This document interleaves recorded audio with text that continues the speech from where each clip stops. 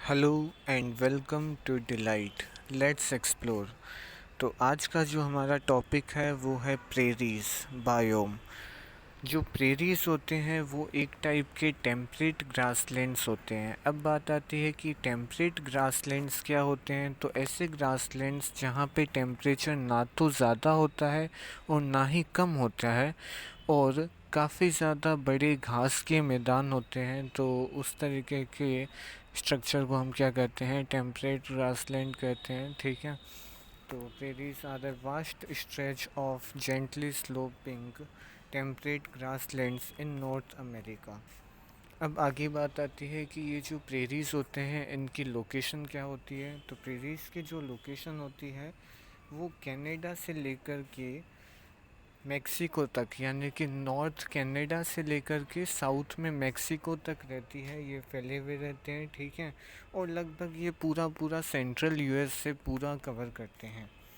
आगे बात आती है कि जो प्रेरी की भूमि है, लैंड है, वो किस प्रकार का होता है, क्या होता है।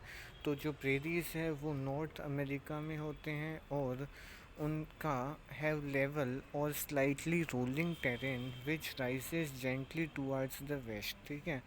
तो इस प्रकार के जो उनका टेरेन रहता है, ठीक है, नॉर्मली वो जो है फ्लैट ही होते हैं। ठीक है। और आगे बात आती है कि यहाँ पे जो दो मेन रिवर्स के नाम बताए गए हैं, एक तो है मिसिसिपी और एक है मिसूरी। ठीक है। तो ये मेन रिवर्स है यहाँ की प्रेरीज की। ठीक है। आगे यहाँ पे क्लाइमेट की बात करें तो जो रीजन है उनका कॉन्टिनेंटल टाइप ऑफ क्लाइमेट होता है। ठीक है। और इनका टेम्परेचर जो होता है एक्सट्रीम में होता है, यानी कि नॉर्मली जो है गर्मियों में ज़्यादा गर्मी पड़ती है और सर्दियों में ज़्यादा सर्दी पड़ती है। ठीक है। और यहाँ का जो एनुअल रेनफॉल है वो मॉडरेट होता है, ना ज़्यादा ना कम। ठीक है। Which is ideal for the growth of grass. तो यहाँ पे ये आइडियल बन जाता है, यानी एक प्रकार से काफ़ी ज़्यादा फेवरेबल कंडीशंस बन जाते हैं ग्रास के ग्रो होने के लिए। तभी यहाँ पे ग्रास लैंड्स कहा गया, इनको ग्रास आसानी से ग्रो होती है। ठीक है। And occurs mostly in the summer season. ठीक है। और जो रेनफॉल होती है वो समर सीज़न में नॉर्मली देखने को मिलती है। आगे यदि वेजिटेशन की बात करें, किस प्रकार के प्लांट्स, पौधे, पेड़ पौधे यहाँ पे देखने को मिलते हैं, तो हम देख सकते हैं कि जो वेजिटेशन होती है उसमें अलग अलग स्पीशीज़ के पी और हाइब्रिड फ्लावरिंग प्लांट्स मिलते हैं। ठीक है।